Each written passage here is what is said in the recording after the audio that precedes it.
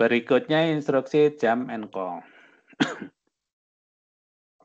Nah, ini kegunaannya untuk lompat ya.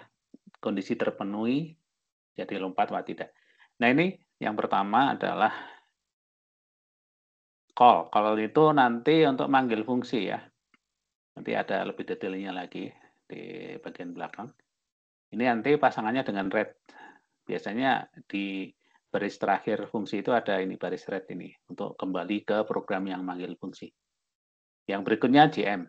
Ini jam if minus. Jadi jamnya itu bersyarat. Oh ya, tadi yang call tadi perhatikan ini. Clock-nya ada 18, panjang sekali ya. Ini instruksi call manggil fungsi tadi 18 clock. Nah, JM ini perhatikan, ini ada 10 garis miring 7.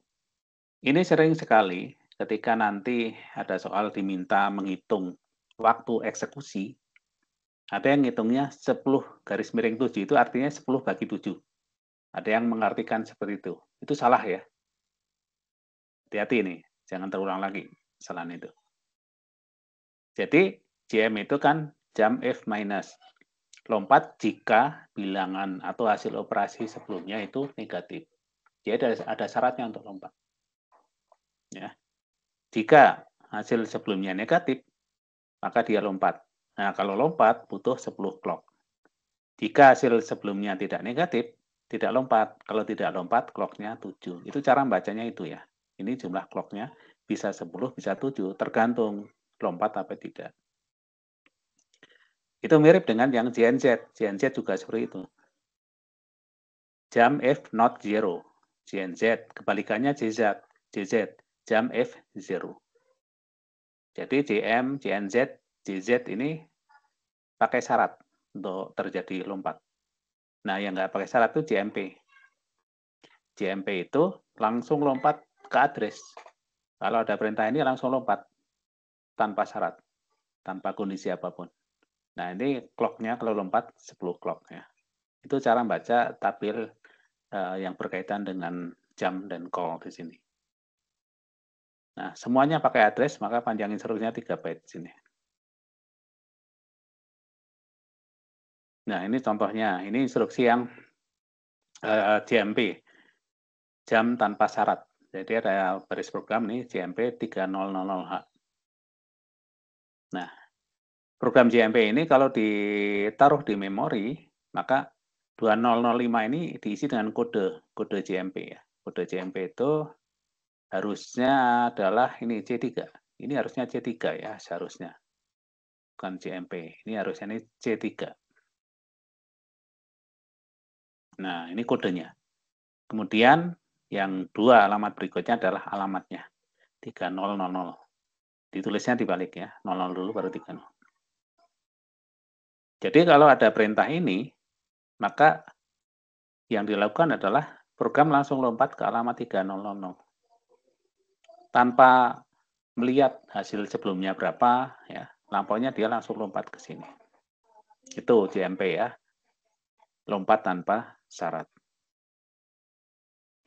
Kemudian ini contoh program looping ya.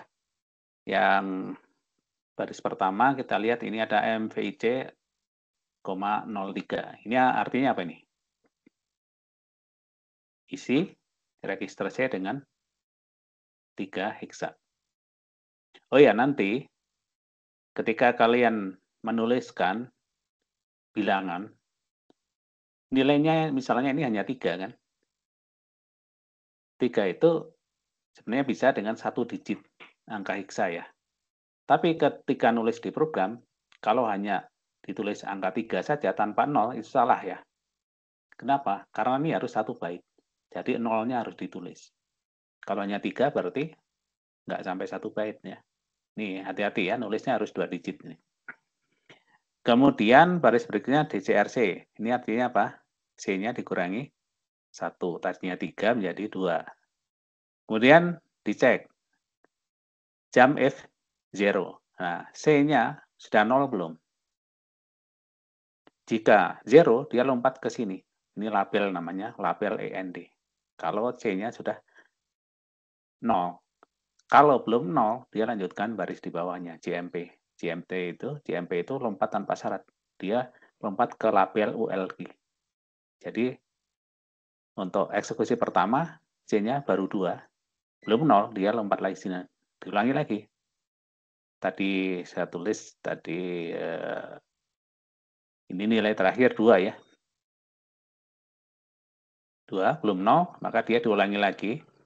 Dikurangi lagi jadi 1. Dicek lagi di sini. Belum 0, maka dia lompat lagi. Kurangi lagi jadi 0. Nah, begitu C-nya 0, di sini dicek. Jump if 0. 0 berarti C-nya udah 0, dia langsung lompat ke sini. Berhenti ya.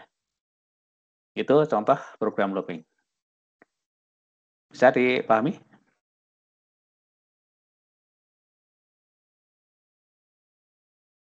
Oke. Nah, yang diminta di sini adalah untuk menuliskan ke memori ya, program ini mulai alamat 2000. Nah, ini jawabannya ya. Jadi, instruksi yang pertama tadi MVI C,03. Ini kode MVI 0E, kemudian 03 itu nilainya. Kemudian instruksi kedua DCRC. Ini 1 byte ya, hati-hati ya. Ada yang dulu salah ini membaca program. Hati-hati panjang instruksi mana yang 1 byte, mana yang 2, mana yang 3, jangan ketukar-tukar. Jadi DCRC ini hanya 1 byte, maka hanya nempati 1 alamat ini saja. Berikutnya JZEND. Ya, baris berikutnya JZEND. Nah, perhatikan di sini. JZ ini bisa dilihat di tabel kodenya CA. Berikutnya adalah ini, kalau di program, penulisannya biasanya tidak alamat, tetapi label. Ya. Karena kita tidak tahu nantinya ditaruh di alamat berapa kan program ini. Yang penting ada labelnya.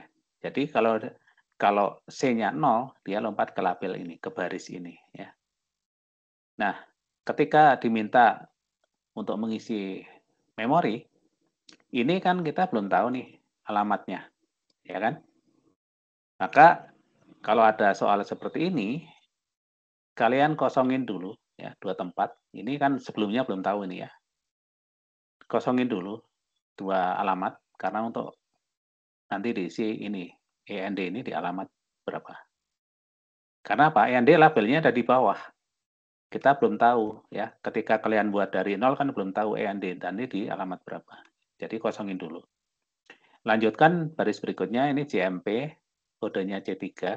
Nah, sekarang ini juga label, tetapi label itu ada di atas ya. Kalau kita lihat program aslinya ULG ini itu ada di baris DCRC. DCRC ini, DCRC di sini. Sudah ketahuan alamatnya adalah 2002. Sehingga untuk yang JMP ini kita udah tahu nih alamatnya, kita bisa isikan ya. Beda dengan yang END tadi kita belum tahu. Nah, setelah itu instruksi terakhir ya LT76.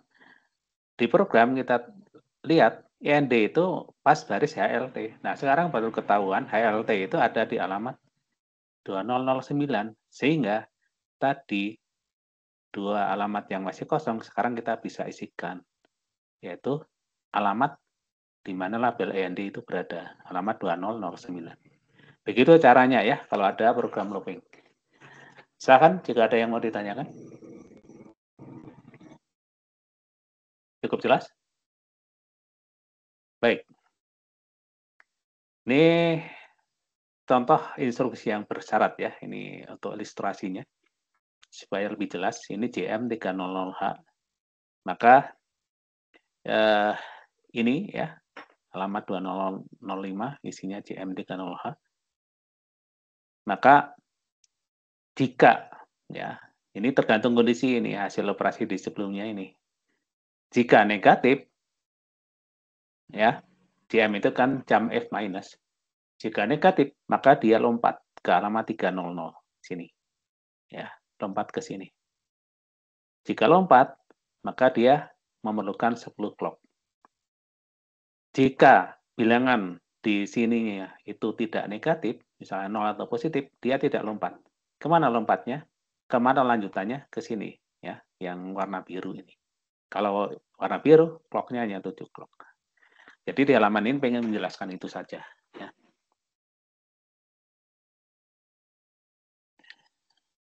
Berikutnya kita akan lihat contoh kasus perkalian sekarang. Di SAP1 nggak mungkin ada perkalian, SAP2 bisa.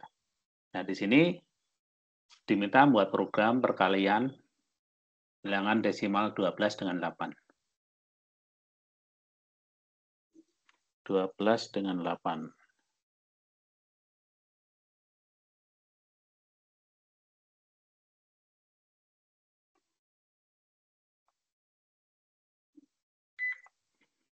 Dua belas kali 8 ini apakah artinya 12 tambah 12 tambah 12 dan seterusnya, 12-nya ada 8 buah, atau 8 tambah 8 tambah 8 dan seterusnya, 8-nya ada 12. Mana yang betul?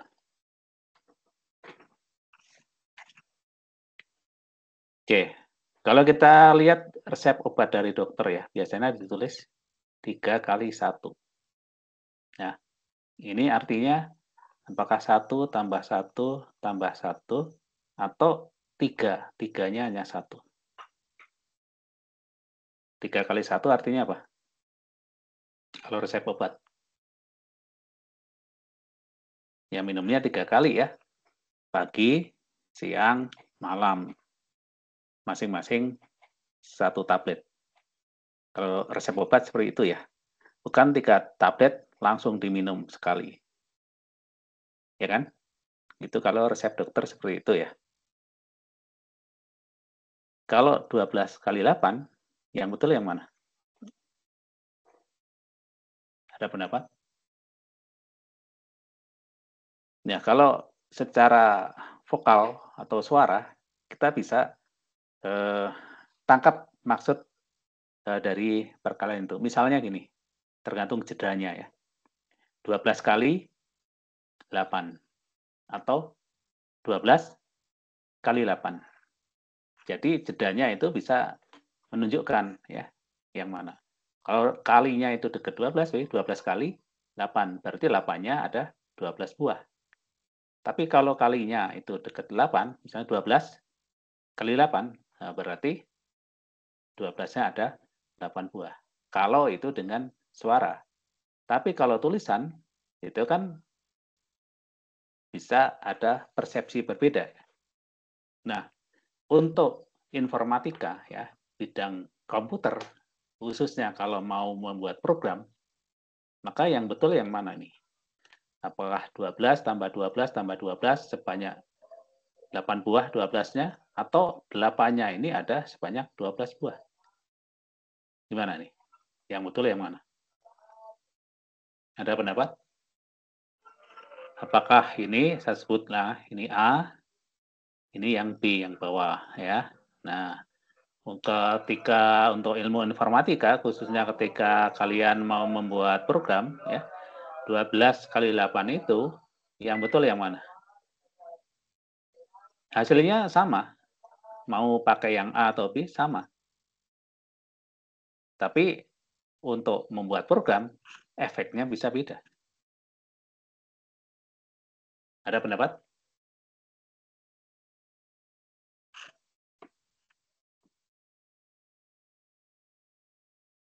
Kalau untuk resep obat, itu 3 kali 1 ya pasti hanya ini saja. Ya, nggak mungkin yang bawah. Jadi resep 3 kali 1 itu ya obatnya harus diminum 3 kali, pagi, siang, malam. Masing-masing 1. Nggak boleh minumnya 3 biji langsung sekali. Ya. Tapi untuk informatika, khususnya membuat program, ini mestinya juga hanya satu macam pengertiannya. Ya, walaupun hasilnya sama. Yang mana yang betul kalau untuk program? Jadi perlu diketahui di SAP 2 ini tidak ada instruksi khusus untuk perkalian atau pembagian. Ya. Perkalian itu dilakukan dengan operasi penjumlahan yang berulang. Kalau pembagian berarti operasi pengurangan yang berulang. Jadi di SAP 2 tidak ada instruksi khusus. Nah, kalau di komputer atau SAP selanjutnya, ya, yang lebih tinggi levelnya, itu bisa jadi ada instruksi khusus, ya, atau di komputer yang lebih canggih ada. Tapi untuk SAP 2 tidak ada. Tidak ada operasi perkalian, tetapi bisa melakukan perkalian dengan cara penjumlahan. Oke, untuk kasus ini, ada pendapat?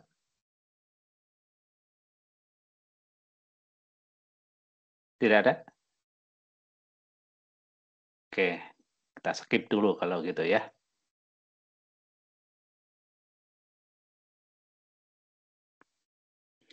Kita lihat dulu solusinya. Nah, kita lihat baris pertama. Jadi gini, ketika membuat program, maka kalau ada 10 orang bikin program, bisa jadi solusinya itu ada 10 macam. Ya. Justru kalau diminta membuat program, solusinya kok sama persis 100%, itu akan diragukan. Itu sebagai hasil copy paste, ya, kopas. Kenapa? Karena kalau membuat program, alurnya bisa beda, peletakan barisnya bisa beda, penamaan variabelnya bisa beda. Kalau sampai sama persis, urutannya sama, variabelnya sama, bahkan titik komanya sama, kesalahannya sama, itu bisa diduga hasil kopas. Ya. Jadi kalau membuat program itu sangat beragam variasinya. Dan yang kita lihat sekarang ini hanya salah satu solusi. Ya, bisa jadi solusinya dengan yang lain. Ya, beda, ada bedanya. Oke, kita coba lihat salah satu solusi ini. Baris pertama ini MVIA 00. Ini apa artinya? Isi akumulatornya dinolkan. Ya. Kenapa ini penting? Siapa tahu program ini adalah program yang dieksekusi lanjutan. Lanjutan itu artinya sebelumnya sudah ada program yang dieksekusi dan akumulatornya sudah mendapatkan nilai yang lain. Jadi untuk amannya ya dikosongkan supaya memastikan nanti hasil akhirnya benar ya.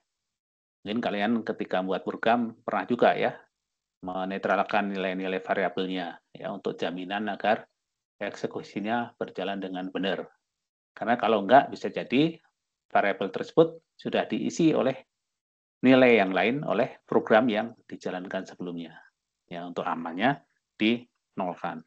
Karena ini akumulator ini kan akan digunakan terus ini ya di sini. Ini dinolkan, berikutnya baris kedua ini B diisi dengan 0C. Nah, 0C itu apa? Ini adalah heksa dari 12. Ini kan desimal ya.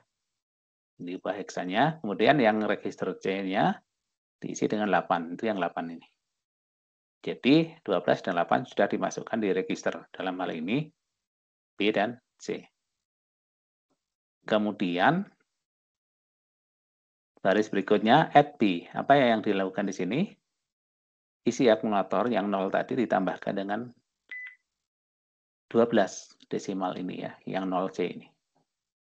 Kemudian C-nya itu dikurangi. Tadinya 8 jadi 7. Dicek. C-nya udah 0 belum? Jika udah 0, langsung berhenti di sini. Jika belum, nah, lompat kembali ke baris ini. Jadi isi akumulator dijumlahkan lagi dengan isi register B. Ya, desimal 12 tadi. Jadi dari 12 sekarang tambah 12 lagi ya. Terus C-nya dikurangi 1 lagi. Demikian seterusnya sampai C-nya sama dengan 0. Kalau 0 baru keluar. Oke. Jadi di solusi ini yang dilakukan menjumlahkan 8 tambah 8 tambah 8 dan seterusnya atau 12 tambah 12 tambah 12. Yang mana yang dilakukan? Yang dijumlahkan adalah ini, add B. B itu apa? 12. Kenapa yang dijumlahkan 12, bukan 8? Ada nggak yang mau berpendapat? Kenapa? Pasti ada alasannya di sini. Kalau yang dijumlahkan 8, hasilnya bisa benar nggak? Ya bisa juga. Makanya tadi solusi program bisa lebih dari satu macam. Tetapi, nah ini ya, ketika kalian milih yang dijumlahkan 8-nya, maka di situ akan terjadi 12 kali penjumlahan 8. Dan setiap penjumlahan itu kan satu looping. Loopingnya jadi berapa? 12 kali. Kalau yang dijumlahkan 12, loopingnya hanya 8 kali. Nah, perhatikan ya, jumlah looping itu ada kaitan dengan waktu eksekusi. Tadi di tabel ini ya, ini misalnya JZ. Kalau terjadi lompatan ya, itu mengakibatkan 10 clock. Kalau tidak lompat 7. Nah, looping tadi itu terjadi lompatan. Jadi kalau makin banyak loopnya, clock yang diperlukan juga makin panjang. Artinya waktu eksekusi makin lama. Jadi ketika membuat program looping, usahakan loopingnya sekecil mungkin. Nah, kalau ada 8 dan 12 ya, gunakan 8 ini sebagai counter loopingnya, supaya jumlah loopingnya hanya 8 ya. Efeknya ke situ ya, waktu eksekusi program jadi lebih lama kalau salah memilih counter loopingnya. Oke, jadi ada solusi efektif ya. Kalau asal hasilnya benar sih, bisa 12 sebagai counter loopingnya. Cuma kan dari sisi efektivitas program, bisa beda hasilnya. Programnya selesai, cuma lebih lama ya. Oke, ada pertanyaan contoh program perkalian ini? Kalau enggak, coba ini ukuran programnya berapa ini?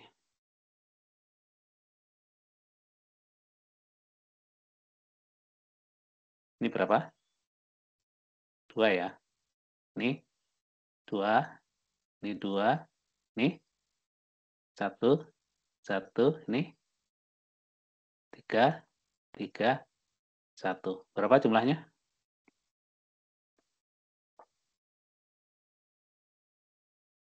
Berapa byte? 15 byte.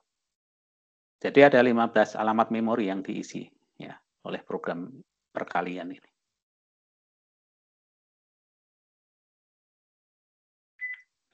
Nah, program yang tadi itu bisa dibuat lebih sedikit kecil ukurannya dengan mengubah atau menggunakan instruksi jam yang berbeda. Dalam hal ini adalah dengan JNZ. Jadi logika programnya ada yang sedikit diubah. Kalau di sini, ini menggunakan 2 buah instruksi jam ya. Logikanya adalah ngecek nilainya 0 atau belum. Jika belum 0, dia lompat lagi, balik lagi. Nah, untuk lompatnya dia pakai JMP. Nah, dengan menggunakan JNZ, ini lebih simpel. Karena yang dicek sekarang bukan 0-nya. Tapi, jika belum 0, dia looping. Jika udah 0, otomatis dia akan lari ke END ini ya. Nah, sekarang coba dihitung ukuran programnya berapa. Ini 2, 2, 2, ini berapa? 1 ya. Ini 1, ini 3, ini 1. Berapa totalnya? 12, Pak. 12. Jadi selisih 3 byte ya. 3 byte lebih kecil. Jadi kalau membuat program yang perlu diperhatikan ada 2.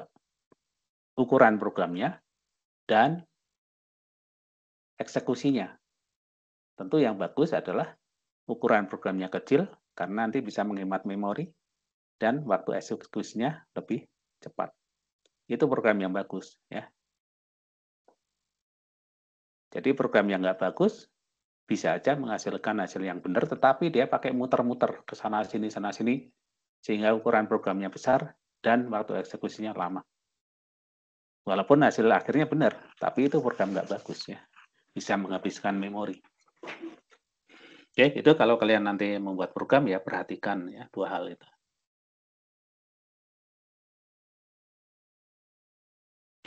Nah ini kalau ditulis ke memori jadinya seperti ini ya. Nah,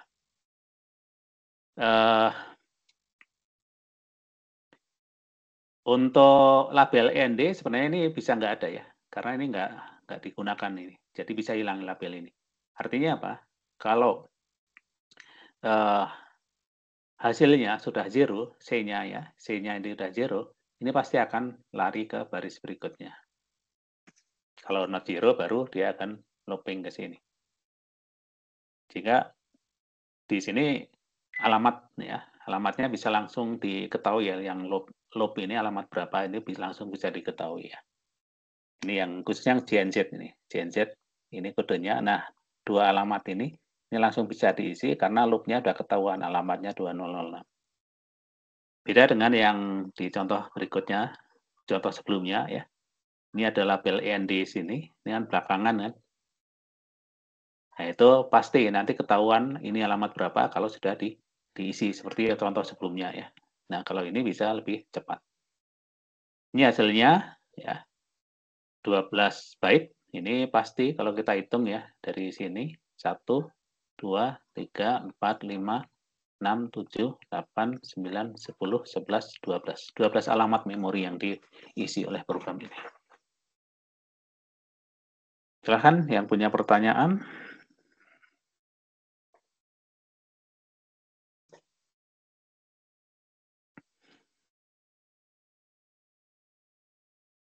Tidak ada?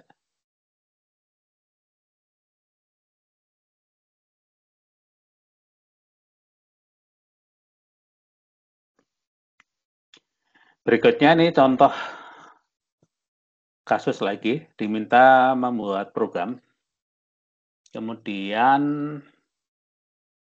instruksi yang digunakan menggunakan jam. Jam di sini adalah yang JMP ya, jam tanpa syarat nih. Ini bilangannya ada 19, 21, 5, 8, 58. Ini angka desimal. Kemudian ada 5 macam bilangan. Ini ada perkaliannya di sini. Masih ingat hierarki operasi? Misalnya ada penjumlahan, perkalian, pengurangan, pembagian. Maka yang hierarkinya paling tinggi operasi apa? Perkalian. Ya, betul. Kalau ada perkalian sama pembagian, mana yang lebih tinggi? Yang duluan dari kiri, Pak. Yang duluan. Karena apa? Setara ya? Begitu. Kebetulan di contoh ini tidak ada ya pembagian dan perkalian, hanya satu macam. Artinya apa? Ini nggak boleh dipisah. Bilangan ini nggak boleh dipisah. Artinya kalian nggak boleh nih menjumlahkan 5 dengan 21 di sini nggak boleh ya. 5 itu harus kali 8. Karena tadi hierarki ya, hierarki operasinya seperti itu. Nah, setiap bilangan atau setiap variabel itu akan menggunakan satu register. Di SAP2 registernya hanya 3 ya, A, B, dan C. Sehingga ini nggak mungkin 5 bilangan ini bisa dimasukkan ke register sekaligus. Ya. Sehingga harus bergantian. Nah, di situ strateginya ya. Oke. Ini ada 1, 2, 3, 4, 5, 5 bilangan ini nggak bisa langsung dimasukkan ke register yang hanya 3 A, B, C ya. Jadi harus ada register yang digunakannya bergantian.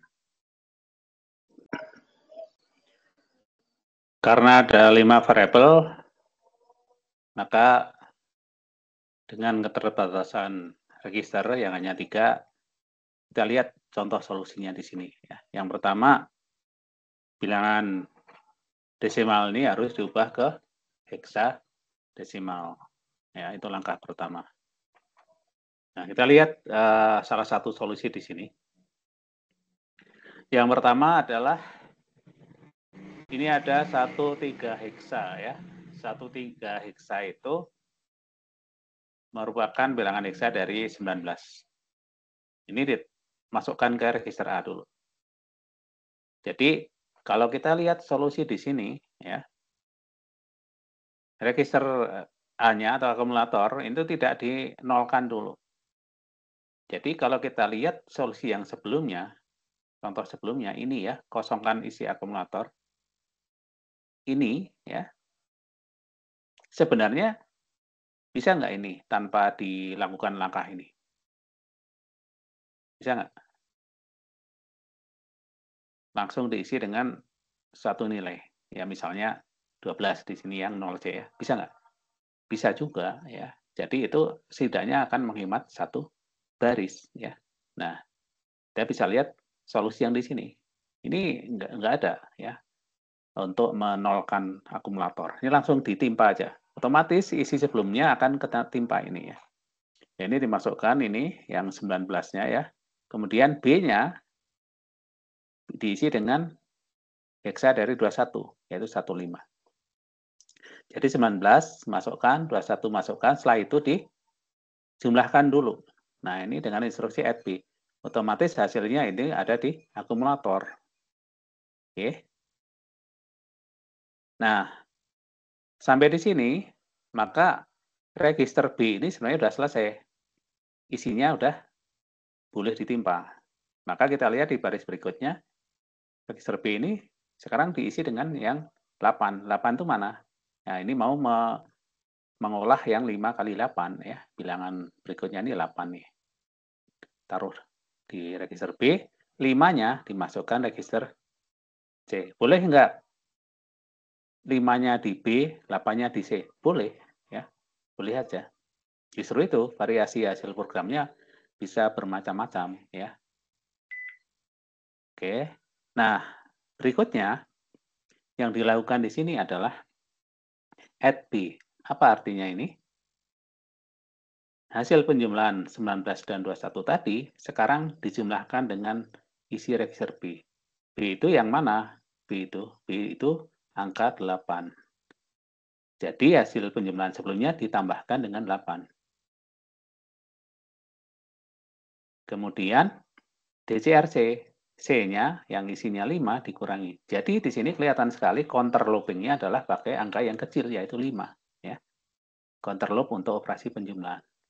Kemudian di sini JZEND, JMP loop. Ini adalah pakai dua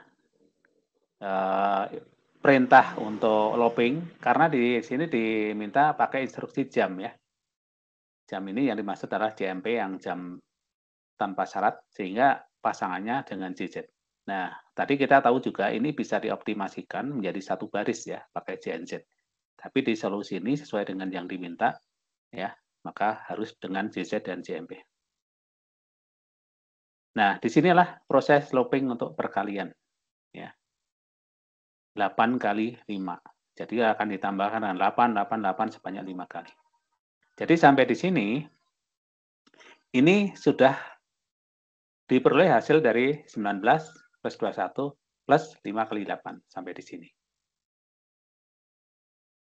Nah, berikutnya register B lagi ini digunakan ya ditimpa hasilnya yang tadi terakhir itu kan diisi dengan 8 ya. Sekarang ditimpa dengan 3A. 3A itu heksa dari 58. Sekarang mengarah ke operasi ini untuk pengurangan ini ya. Sekarang operasinya sub B. Nah, ini terakhir ya pengurangan ini. Setelah itu selesai. Ya, ini salah satu solusi ya. Apakah ada yang mau ditanyakan? Kalau menghitung ukuran program sudah mahir ya, gampang ya. Oke, kita lanjut. Nah, ini kalau diminta memasukkan ke memori. Nah, kebetulan ini belum ada contoh kasus diberikan suatu alamat memori dan isinya kemudian diminta menuliskan program apa, ya, diminta menuliskan program assembly-nya apa yang ada di memori itu.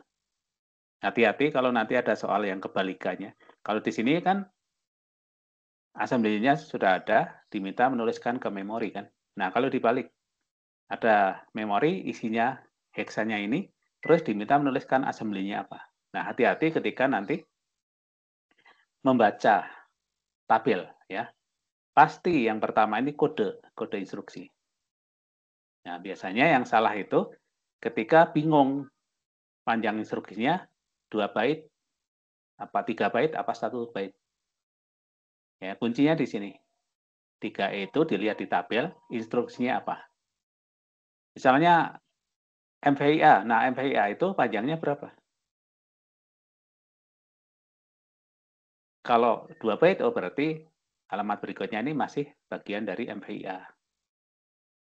Tapi kalau menganggap MVIA itu 3 byte, berarti 3 alamat ini masih satu instruksi. Sehingga instruksi berikutnya kodenya 15. Hati-hati.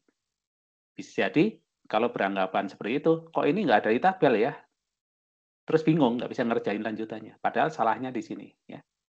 Atau bisa jadi, bilangan ini pas dengan ternyata ada kodenya, ada kode instruksi itu. Terus dia pilih instruksi itu, ya. Misalnya anggaplah add B misalnya ya. Maka efeknya akan berlanjut ini. Akan suatu saat akan bingung juga ini, ya. Hati-hati ya kalau ada soal yang dibalik seperti ini.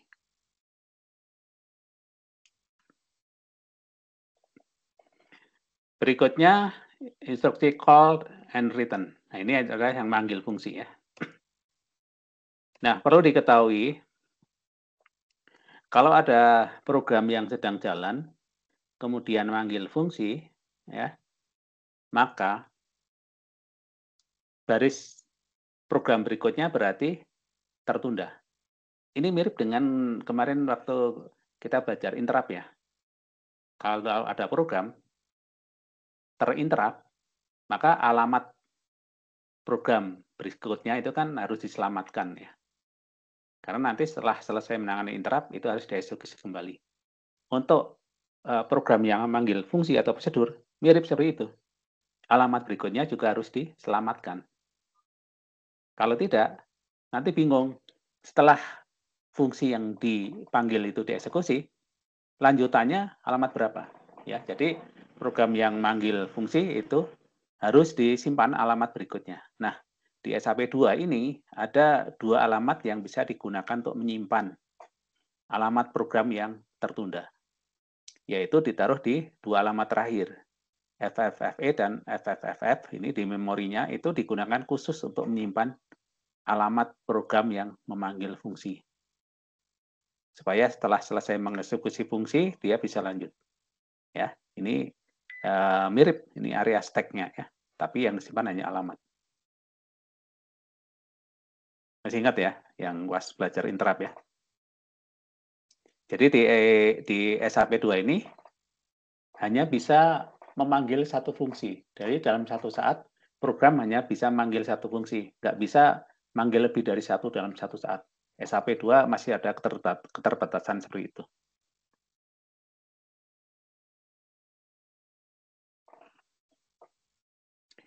Oke, sekarang ini contoh, ini program yang perkalian tadi ya. Ini perkalian yang ini maksudnya.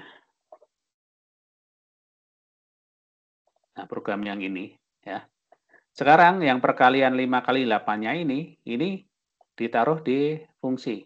Jadi ketika dia mau melakukan perkalian 5 kali 8, maka dia akan manggil fungsi. Ya, jadi modifikasi dari program ini. Nah, ini contohnya. Perkalian itu dilakukan di fungsi yang ditaruh di alamat F006, ya, fungsi ini. Jadi operasi yang tadi looping tadi, ini taruh di sini. Dijumlahkan, terus counternya dikurangi. Ini sudah solusinya pakai GenZ ya, nah, satu baris saja. Jika belum 0, dia akan looping lagi ya ke sini terus. Jika udah 0, dia keluar. Ini tanda akhir dari fungsi instruksi read RET. Nah, operasi perkalian itu dipanggilnya di sini. Call, ini alamat dari fungsi itu, F006. Ini kan alamat pertamanya ya. Nah, 200C inilah ini yang disimpan ke area stack tadi ya, untuk menyelamatkan alamat baris program yang berikutnya itu disimpan. Nah, setelah ada instruksi read, dia return ya, kembali ke program yang manggil, maka ini akan ditaruh di program counter, kemudian dilanjutkan mengeksekusi program ini. Itu ya, cara penggunaan call and return.